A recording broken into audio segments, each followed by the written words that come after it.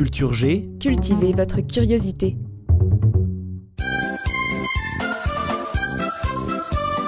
En 2008, un étrange énergumène fait sensation sur les écrans de télévision américaine, un homme tout bleu. Now when he walks down the street, people stare in disbelief because he is blue. Really, truly blue. Là, vous venez d'entendre Oprah Winfrey dire « Quand il marche dans la rue, les gens le regardent parce qu'il est bleu, vraiment, véritablement bleu. » Cet homme, il s'appelle Paul Carrason, il est californien. Au moment de cette interview, il a 57 ans et il a la peau bleue. Oui, ce n'est pas une blague, il ne s'est pas peint la figure en bleu. En une dizaine d'années, son teint rose a viré petit à petit au gris pour devenir bleu violacé. Il a déclaré à la chaîne CNN « Le changement a été tellement progressif que je n'ai rien remarqué ». Il a fallu qu'un ami qu'il n'avait pas vu depuis des mois lui rende visite pour qu'il remarque vraiment cette transformation. Évidemment, il y a une question que tout le monde se pose, comment a-t-il fait pour devenir bleu ? Oui. Vraisemblablement, ce phénomène serait directement lié à une substance que Paul Carrason a absorbée durant des années, l'argent colloïdal. Il s'agit d'eau contenant des nanoparticules d'argent, éventées comme un remède miracle. Paul Carrason a ainsi pratiqué l'automédication à l'argent colloïdal pour soigner ses problèmes de sinus, de dermatite, de reflux acide et d'arthrite. D'après lui, cela aurait soulagé certains de ses problèmes de santé. Tant mieux. Enfin, ce que l'on peut constater, c'est que ça a surtout provoqué une transformation de la pigmentation de sa peau. En pensant se soigner, Paul Carrason a contracté une nouvelle maladie, l'argyrie.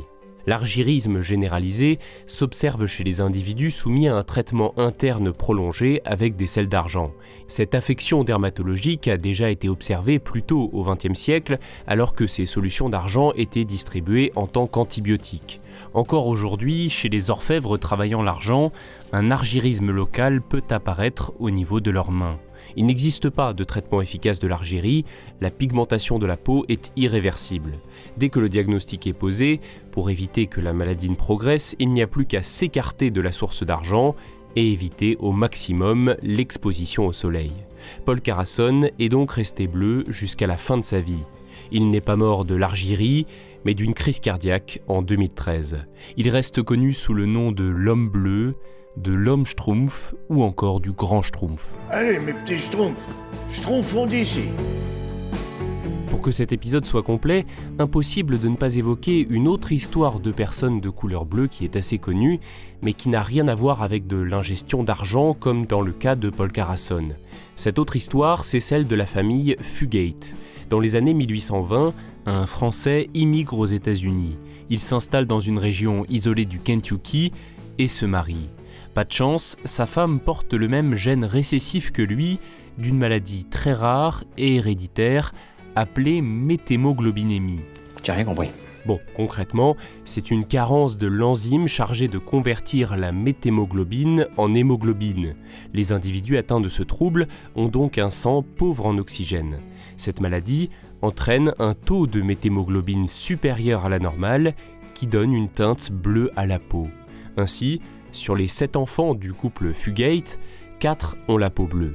En raison de leur isolement géographique, les unions se font entre voisins et petit à petit, au fil des décennies, cette pigmentation se répand aux alentours. On les surnomme les gens bleus. Il y a des gens bleus ? Plus d'un siècle plus tard, dans les années 1960, un hématologue du nom de Madison Cawein s'intéresse à ce cas étrange. Il fait des prélèvements sanguins et grâce à des découvertes antérieures d'un de ses confrères, il parvient à mettre au point un traitement contre la méthémoglobinémie. Il permet à la famille Blue Fugate, miracle, de retrouver rapidement une couleur de peau normale.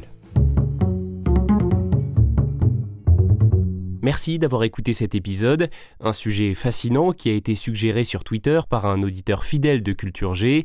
Merci Dracou.